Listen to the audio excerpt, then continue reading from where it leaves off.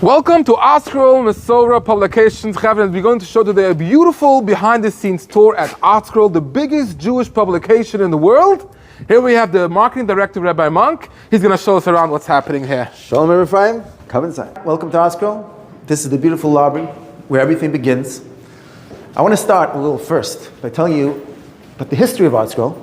It started 49 years ago with my father-in-law, Rabbi Zlotowitz, who his good friend of his was nifter 30 days before Purim. And he wanted to do a chesed for him, so he decided to sit down and write a pirush of Megillas Esther in English. And he sat yom v'layla in his dining room, writing and writing and writing. And finally on Purim, before Purim it did come out. He was expecting to sell probably 500 copies. He sold 20,000 copies. Wow. 20,000 copies. It was crazy. And then that started the ball rolling. And then they went to different Megillas, and then they went to Bereshis, and the rest is history. And you see how, starting from a little chesed, this entire empire began. It's unreal. Ryan, welcome to the ArtScroll Factory. Today we're going to walk you through and we're going to show you how it starts as a roll of paper, and we're going to show you through the process until it's a bound Gemara, ready to get shipped out the door. So it all starts with this paper. We have hundreds and hundreds of these rolls of paper that are made special for our books, for our Seforim. They're manufactured to the type and the size that we need. So when we're ready to start printing, they take the paper out of the warehouse, they figure out which paper they need for that specific job, they unroll it from the wheel, and they go and put it onto the machines. This is our print-on-demand department. We have 17 printers here.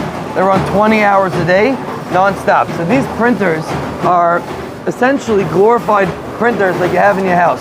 We roll on the roll of paper like you saw before in the printing room, depending on the size of the Gemara, of the book, depending on what we're printing. Over here, it's slicing down the sheet to size. You see one sheet at a time is coming out here. It prints on one side, prints on the other side, and then it comes out at the end of the machine. Here, they're printing, let's see what they're printing today. Here, they're printing a Gemara Shabbos. Hebrew, Schottenstein edition, Gemara Shabbos.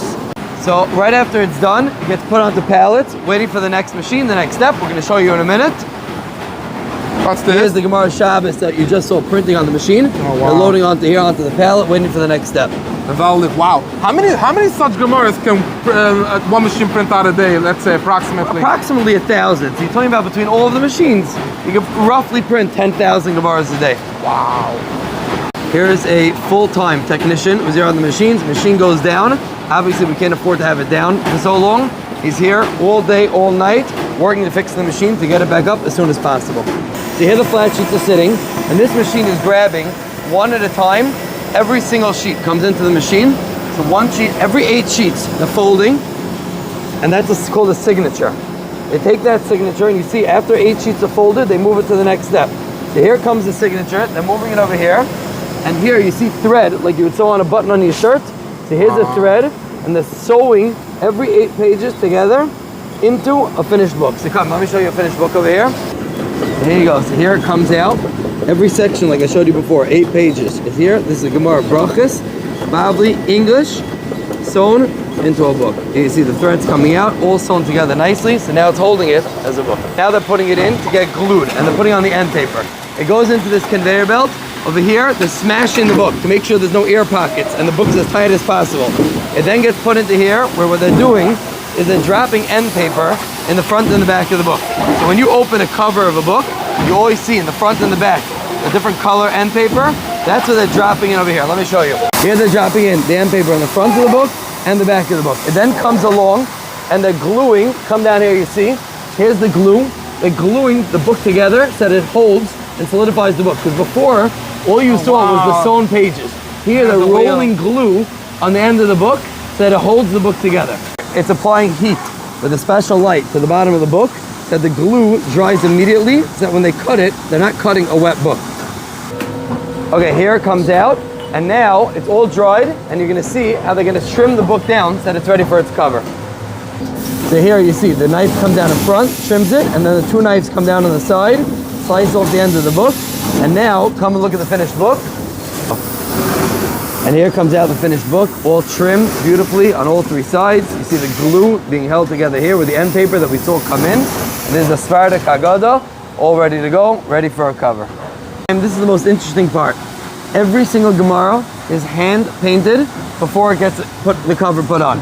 So it's interesting. In the olden days, the reason why they used to paint it was because they couldn't get their hands on quality paper. So they used to have some yellow paper, some white paper, and it looked like it didn't look beautiful on a Gemara. So they used to paint the sides of the pages to hide the imperfections in the paper. Now it's so beautiful that every single Gemara gets painted by hand before it gets put on, just for the beauty. I see this one has gold. How do you do this? So this is done in a special machine, the Gilder. It's like paint, but it's sprayed onto every single Chumash. And after, as you saw the process before, we trimmed the book, so now it's going to get the cover. Let me show you how the cover's put on. Just a little added beauty that a lot of people don't realize. On every Chumash, every Gemara, every volume we have, just to add, we had a little headband here. It comes on a roll like this. We take off a little piece, we put it on top here just to add to the beauty of the volume. Look over here. So here's the volume coming through the machine after the headband was put on. We have the covers up top here. The books coming along the machine, grabbing one book at a time and putting the cover onto the book. Then the books come down here, and what it's doing in this final machine here is just giving it that final pinch. If you look at the side of a Chumash here that I'm holding, you see that pinch over here, that crease. So the Sefer opens nicely. That's what it's doing here. It's giving it that final squeeze on every single one. And then every single book gets a barcode so that we can scan it out of the warehouse before we ship it. Then we have our boxes. Every Chumash gets checked by hand to make sure that it's perfect. He loads them into the boxes, pushes it through, and it goes off into the warehouse. Let me show you now how we're taking a plain piece of material and we're going to turn it into a finished cover for a Siddur or for a Chumash. So come here to this machine. So there's a plate in the back over there. This is the stone Chumash. They're putting on a blank piece of material, and what he's doing is he's stamping into it the emblem of the Chumash. So look at this here. This is how it's coming out of the machine after he stamps it. Let me show you now the same process that we have for the Siddur, we have for the Chumash. So the Chumash, you saw us emboss over there. We embossed the Siddur already, and now I'm going to show you the stamping. Okay, so Ephraim, on the Ashkenaz Siddurim, we put on the red on the spine. Your Sfarad gets black, Ashkenaz gets red. So here we're putting on the red. You see the red wheel over there. They're putting the red on the spine of the Ashkenaz Siddur over here. You get the crown, and you get the two panels. Okay, and over here, we're putting on all of the gold stamping. So you see every cover goes in, they gold stamp the cover, and here it comes out as a finished Ashkenaz Siddur, ready to go on. Nice. Here's all the different color foils, depending on what we're doing. Ashkenaz, Sfarad, Siddur, Chumash, the blue, the gold, the rose gold, the black, whatever you need, everything is here. This is Carlos. He works in the stamping department. He runs these machines here, and he's setting up here a Zera Shimshon, where Zera Shimshon over here has 1, 2 dies and 3. So we have to choose the right one because each volume is different. This is Bereshis number 1. This one they have is on Bereshis number 4. So every cover gets a separate stamp? Exactly. Like this? Every cover. We have over 4,000 titles, every single die. Amazing. Ephraim, separate department over here. First grade, they give out Chumashim to the boys in Cheder. Over here, this yeshiva ordered is Bereshis Chumashim to give out. They're personalizing every single one for the bacha. This bacha's name over here, Ephraim Weiss. Every single one gets personalized here. In the middle of putting on the name of Ephraim Weiss.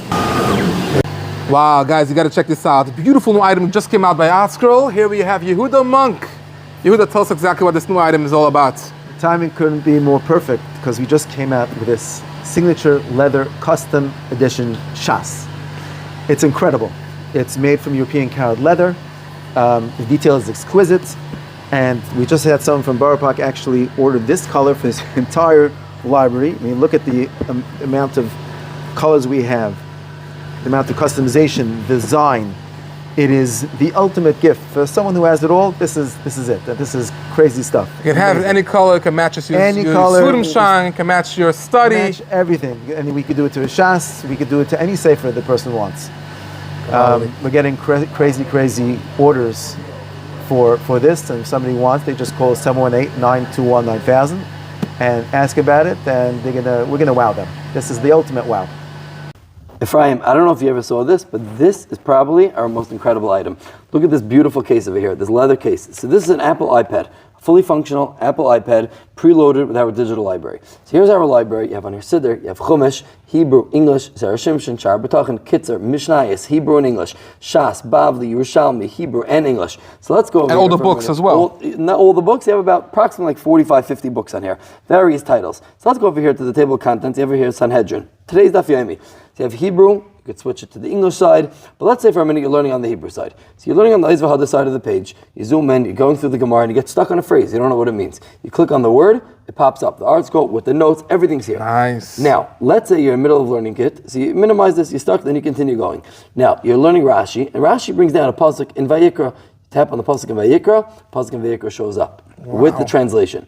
Now, you're learning Taisus, same thing. You're going through the Taisus over here, and Taisus goes and brings down something in another Masechta. You can click on it, it'll pop up. I'm sorry, it says Shas, whatever you need. Now let's flip to the English side for a second.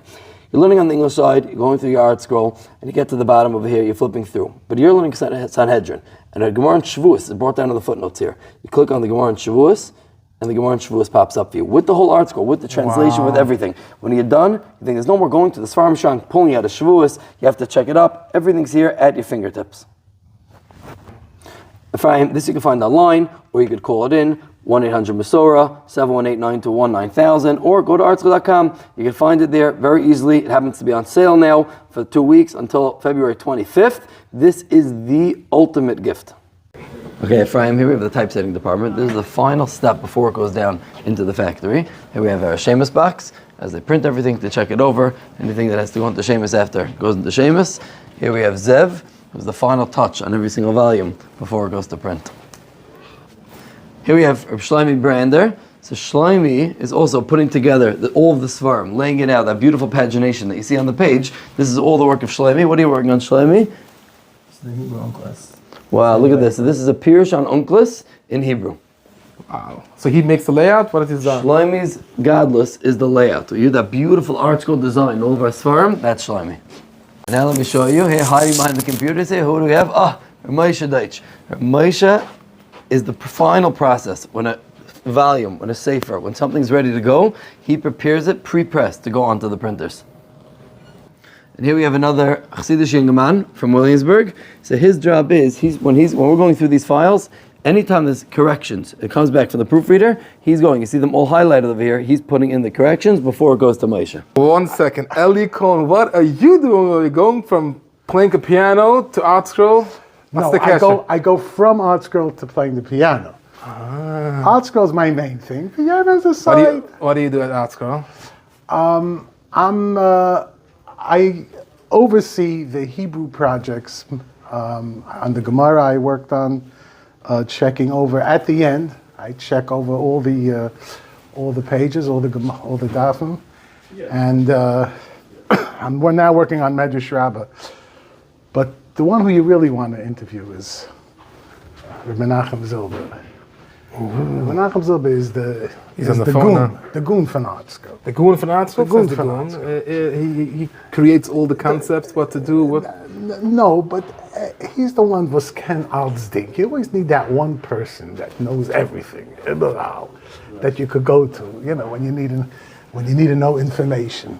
That's Rabbi Menachem Zilber. He's the one you want to talk to. Jetzt ist busy, I guess das zweite Mal. Okay.